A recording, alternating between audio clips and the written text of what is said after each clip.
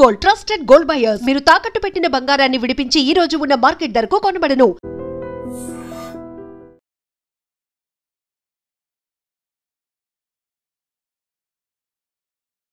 నమస్తే, welcome to I dream talking point with కవిత.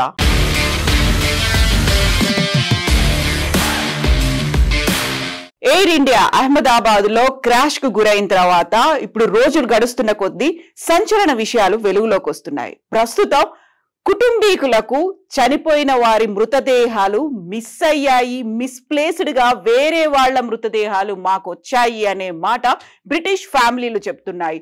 మొన్న జరిగినటువంటి ఈ ఇన్సిడెంట్ లో 272 మంది చనిపోతే అందులో 52 మంది బ్రిటిషర్లు ఉన్నారు.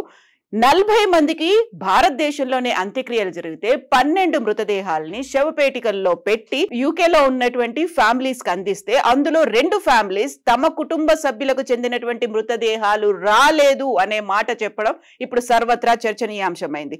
యాక్చువల్ గా ఇలాంటి మిస్ప్లేస్మెంట్ ఎందుకు జరిగింది? 1700 డిగ్రీల సెల్సియస్ లో ఆ రోజు బాడీస్ అన్ని దగ్ధమైపోయాయి, కంప్లీట్ గా ఉడికిపోయాయి, కాలిపోయి గుర్తుపట్టలేని సిచ్యువేషన్ లో ఉన్నప్పుడు DNA టెస్ట్ చేయాల్సినటువంటి పరిస్థితి ఏర్పడింది.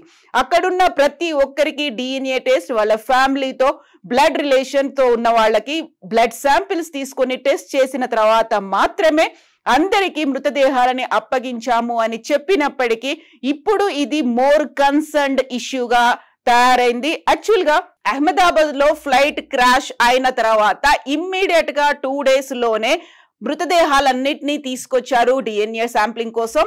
అక్కడి నుంచి యూకే నుంచి పోర్చుగల్ నుంచి కూడా రిలేటివ్స్ ని పిలిపించుకున్నారు, DNA టెస్ట్ల కోసం శాంపిల్స్ తీసుకున్నారు, బ్లడ్ శాంపిల్స్ ఇవన్నీ తీసుకున్న తర్వాత ఇమ్మీడియట్ గా DNA టెస్ట్లు అయిపోయాయి. అందరికి ఫ్యామిలీ మెంబర్స్ కి డెడ్ బాడీస్ ని అప్పగిస్తే ఇప్పుడు బ్రిటిష్ కి చెందినటువంటి 2 ఫ్యామిలీస్ ఒకటి అంత్యక్రియలు చేయడానికని శవపేటికను తెరిచి చూసిన తర్వాత అక్కడున్నటువంటి మెడికల్ డాక్టర్ ఎగ్జామిన్ చేస్తే అది వాళ్ళ ఫ్యామిలీ మెంబర్ది కాదని తెలిసిందని ఇంకొక ఫ్యామిలీ కూడా శవపేటికను ఓపెన్ చేసిన తర్వాత 2 శరీర భాగాలకి సంబంధించి ఇద్దరికి సంబంధించినటువంటి శరీర భాగాలు అందులో ఉన్నాయి. ఒక పర్సన్ వి మాత్రం కాదు, 2 పర్సన్స్ కి చెందినటువంటి శరీర భాగాలు మా ఇంటికి వచ్చాయి అనే మాటతో వాళ్ళు 2 ఫ్యామిలీస్ ఆ ఇద్దరికి ఖననం జరపలేదు, అంత్యక్రియలు జరపలేదు అనే మాట కీస్టోన్ లా ఫర్మ్ అడ్వకేట్స్ భారతదేశానికి విన్నవించారు. యాక్చువల్ గా ఇక్కడ ఏదో జరిగింది, మిస్ప్లేస్మెంట్ అయింది,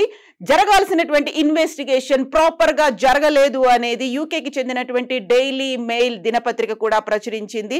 కన్సర్న్స్ వ్యక్తమవుతున్నాయి కాబట్టి దీని గురించి మీరు ఆలోచించాల్సినటువంటి అవసరం ఉంది అని భారతదేశానికి విదేశాంగ శాఖకి లెటర్ రాసింది కీస్టోన్ లా ఫర్మ్. అందులో doctor Fiona Wilcox inner west London చెందినటువంటి ఈ మెడికల్ ఎగ్జామినర్ చేసినటువంటి టెస్ట్ లో ఎప్పుడైతే ఇన్సిడెంట్ జరిగిందో అప్పటి నుంచి అక్కడ ఉన్నటువంటి ఫ్యామిలీస్ తో డాక్టర్ ఫియోనా టచ్ లో ఉన్నారు.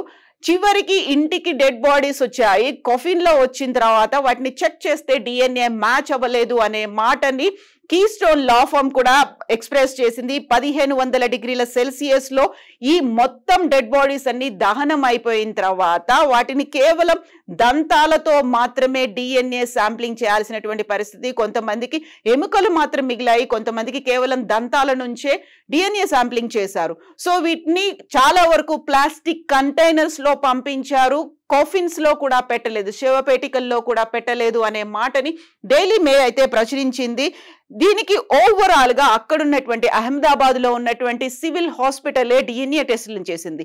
40 మంది డాక్టర్ల బృందం directorate of forensic sciences DFS నుంచి అలాగే నేషనల్ ఫోరెన్సిక్ సైన్సెస్ యూనివర్సిటీ నుంచి 40 మంది డాక్టర్ల బృందం అక్కడ ఫోరెన్సిక్ పరీక్షలు నిర్వహించారు. దీంతో పాటుగా 50 మంది నిపుణులు డిపార్ట్మెంట్ ఆఫ్ కమ్యూనిటీ మెడిసిన్, ఆ తర్వాత మైక్రోబయాలజీ, బయోకెమిస్ట్రీ, పాథాలజీ నుంచి దాదాపుగా 50 మంది నిపుణులు రక్త పరీక్షలను నిర్వహించి బీజే మెడికల్ కాలేజీలో నిర్వహించారు. ఈ శాంప్లింగ్ రిపోర్ట్స్ అన్నిటినీ కూడా కాఫిన్స్ తో పాటుగా యూకేకి పంపించారు. మిగతా 40 మందికి సంబంధించినటువంటి అంత్యక్రియలు ఇక్కడే జరిగాయి, భారతదేశంలోనే జరిగాయి. 12 మాత్రం పంపిస్తే ఇప్పుడు అందులో ఇద్దరి దగ్గర నుంచి ఒక డౌట్స్ వ్యక్తం అవుతున్నాయి. మా ఫ్యామిలీ మెంబర్ డెడ్ బాడీ మా దగ్గరికి రాలేదు. ఇంకొక కాఫిన్ లో అయితే వేరే వ్యక్తికి సంబంధించినటువంటి అవశేషాలు కూడా అందులో వచ్చాయి. కాబట్టి ఆ థర్డ్ పర్సన్ కూడా ప్రాపర్ గా జరగలేదేమో.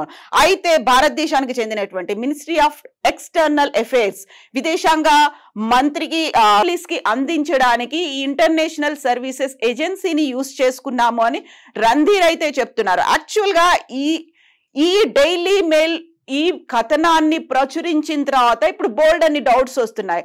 ఆగమేఘాల మీద ఏమైనా 272 మందికి డిఎన్ఏ శాంప్లింగ్స్ జరిగాయా అని. ఎందుకంటే ఆ డిఎన్ఏ శాంపిల్స్ అన్ని ప్రాపర్ గా జరిగాయని తెలిసిన తర్వాత మాత్రమే పాషమైలారంలో సిగాచి ఇండస్ట్రీస్ లో జరిగినటువంటి ఆ పరిశ్రమ బ్లాస్ట్ తర్వాత డిఎన్ఏ శాంప్లింగ్ కోసం ఇక్కడ నుంచి కూడా ఫోరెన్సిక్ నిపుణులు అహ్మదాబాద్ కు వెళ్లారు. సివిల్ హాస్పిటల్లో అక్కడ ఎలా శివ పరీక్షలు చేశారు, డిఎన్ఏ టెస్టులు కావచ్చు, మిగతా శాంప్లింగ్స్ అన్ని ఎలా కలెక్ట్ చేశారు అనే సమాచారాన్ని ఇక్కడ నుంచి నిపుణులు, ఫోరెన్సిక్ నిపుణులు అక్కడికి వెళ్లి తెలుసుకొని వచ్చారు. ఇక్కడ కూడా ఆ డిఎన్ఏ శాంప్లింగ్స్ ని అదే పద్ధతిలో చేసి ఇక్కడ ఫ్యామిలీ మెంబర్స్ కి ఆ డెడ్ బాడీస్ ని అందించారు. బట్ ఇప్పుడు అక్కడే వస్తున్నటువంటి మెయిన్ డౌట్ కేవలం ఆ ఇద్దరు ఫ్యామిలీ మెంబర్స్ కి అక్కడ రాంగ్ గా వెళ్ళిందా. అలా ఇద్దరు ఫ్యామిలీ మెంబర్స్ కి 3 డెడ్ బాడీస్ కి సంబంధించినటువంటి భాగాలు అవశేషాలు వెళ్ళినప్పుడు మిగతా ఫ్యామిలీ మెంబర్స్ ఎవరికైతే అంత్యక్రియలు జరిపారో వారి పరిస్థితి ఏంటి? యాక్చువల్ గా ఆ ఫ్యామిలీ మెంబర్స్ కి ఆ ఫ్యామిలీ వాళ్లే జరపలేదా, వేరే వాళ్ళకి జరిపారా అనేది. సో దీనికి ప్రధానమైనటువంటి కారణం అక్కడ జరిగినటువంటి శివ పరీక్షలు, మెడికల్ ఇన్వెస్టిగేషన్ అనేది అక్కడ కూడా జరిగింది. దానికి సంబంధించి ఇన్నర్ వెస్ట్ లండన్ లో ఉన్నటువంటి మెడికల్ డాక్టర్ చేసినటువంటి పరీక్షల్లో వెల్లడైనటువంటి విషయాలు. యాక్చువల్ గా ఇక్కడ వస్తున్నటువంటి డౌట్స్ ఆల్రెడీ ఇక్కడ శవ దహనాలు అయిపోయాయి, ఖననం చేశారు, ఆ తర్వాత ఏం చేస్తారు.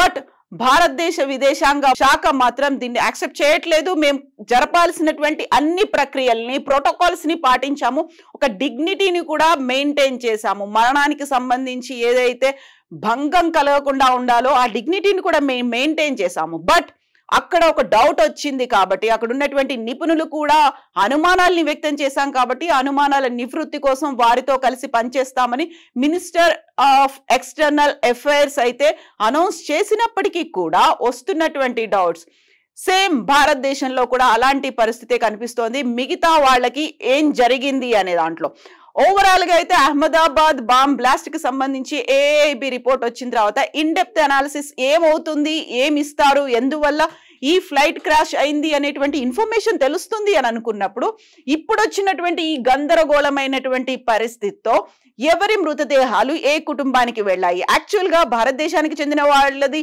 యూకేకి వెళ్ళిందా, యూకే వాళ్ళది మన వాళ్ళు ఖననమో లేకుంటే అంత్యక్రియలో జరిపారా అనేది ఇప్పుడు ఒక పెద్ద మెస్ లాగా మారిపోయింది. ఇక్కడ ఉన్నటువంటి ఈ కన్ఫ్యూజన్ ని క్లియర్ చేయాలి అంటే మళ్ళీ ఒకసారి డిఎన్ఏ పరీక్షలు చేసి అప్పుడు నిర్ధారణకు వస్తారు. ఆల్రెడీ శాంపిల్స్ అనేవి ఉన్నాయి, ప్రతి ఒక్కరి డేటా అనేది అహ్మదాబాద్ సివిల్ హాస్పిటల్ దగ్గర ఉంది కాబట్టి వీటికి సంబంధించినటువంటి ఇన్ఫర్మేషన్ క్లారిటీ ఎప్పటికిస్తారు అనేది ఎదురు చూడాలి. ఇప్పటికైతే మేము ప్రాపర్ గానే ఇన్వెస్టిగేషన్ చేశాము, అన్ని ప్రోటోకాల్స్ పాటించామని చెప్పినప్పటికీ ఉన్నటువంటి కన్సర్న్స్ ని అడ్రస్ చేస్తాము, వాళ్ళకి సహకరిస్తాము, సహాయం చేస్తాము అనే మాట అయితే భారతదేశ విదేశాంగ శాఖ నుంచి వచ్చింది. ఓవరాల్ గా ఉన్నటువంటి ఈ కన్ఫ్యూజన్ గురించి యాక్చువల్ గా ఫలితం, తుది ఫలితం, ఒక కంక్లూడింగ్ పాయింట్ కి ఎప్పుడు చేరుకుంటారో అనేది సందేహమే. బట్ ఈ కన్ఫ్యూజన్స్ గురించి మీరేమనుకుంటున్నారో కామెంట్స్ రూపంలో తెలియచేయండి. నిజంగా ప్రస్తుతం ఉన్నటువంటి సమాజం దేనికి ప్రయారిటీ ఇస్తుంది? ఆర్థిక సంబంధాల చుట్టూ మాత్రమే తిరుగుతుంది. మళ్ళీ ఎన్నికలంగానే చాలా విరక్తి కలుగుతాం. మంచి అనిపిస్తుంది కదా, లేడీస్ కూడా ఛాలెంజింగ్ జాబ్స్ చేసినప్పుడు చాలా బాగుంటది. ఫుడ్ డెలివరీ ఇవ్వటానికి వెళ్ళినటువంటి డెలివరీ బాయ్ అనిల్ పై కళ్ళ ముందు